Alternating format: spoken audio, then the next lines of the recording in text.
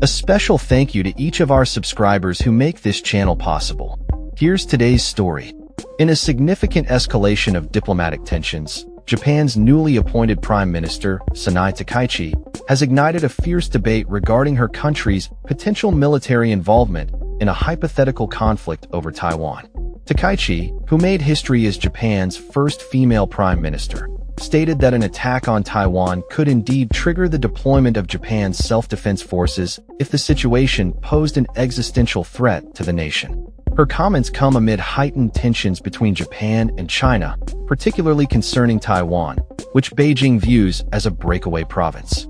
The remarks made by Takaichi were met with immediate backlash from Chinese officials, who expressed their outrage at what they deemed a dangerous and provocative stance.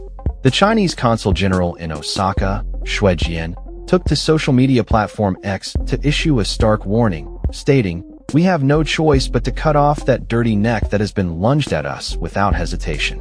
Are you ready? This inflammatory statement was later removed, but not before it drew condemnation from Japanese officials, who labeled it as extremely inappropriate. Japan's chief cabinet secretary, Minoru Kihara, confirmed that the Japanese government had lodged a formal protest against Xue's comments and demanded their removal. Takaichi, during her parliamentary address, emphasized the importance of anticipating worst-case scenarios in the Taiwan Strait, suggesting that military action involving Chinese forces could directly threaten Japan's survival. She stated, "If an emergency in Taiwan involved warships and the use of force, then that could constitute a situation threatening Japan's survival, whichever way you look at it." This declaration underscores the shifting dynamics in Japan's defense policy, particularly under Takaichi's leadership, which is characterized by a more hawkish approach toward China. Historically, Japan's post-war constitution has limited its military capabilities, prohibiting the use of force to resolve international disputes. However, a 2015 law allows Japan to engage in collective self-defense, enabling it to support allies even if it is not directly under attack. This legal framework is particularly relevant in the context of US-led military operations in the region. The Taiwan issue has long been a sensitive topic for Japan, given its geographical proximity to the island, located merely 100 kilometers from Japan's Yonaguni Island in the East China Sea.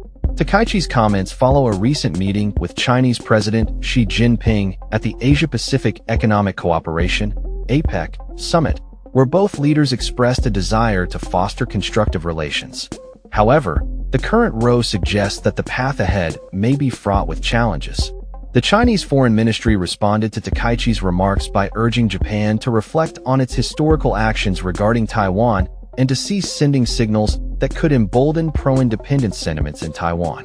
Lin Jian, a spokesperson for the Chinese Foreign Ministry, stated, "China strongly urges Japan to reflect on its historical culpability on the Taiwan issue and stop sending any wrong signals to Taiwan independence separatist forces."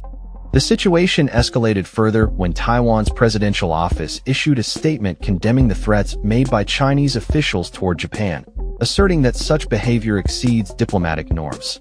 U.S. Ambassador to Japan, George Glass, also weighed in, describing Xue's comments as a clear threat to Takaichi and the Japanese populace.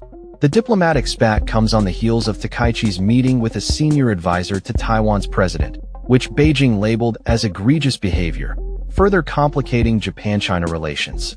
As tensions mount, Japan's government remains committed to its One China policy while emphasizing the importance of peace and stability in the Taiwan Strait. Kihara reiterated that Japan's national security is intrinsically linked to the stability of the region and that Tokyo seeks to maintain constructive ties with China, despite the current diplomatic friction. The recent developments highlight the precarious balance of power in East Asia, as Japan navigates its defense posture in response to perceived threats from China. With the Taiwan Strait at the center of this geopolitical tug-of-war, the stakes are high for all parties involved.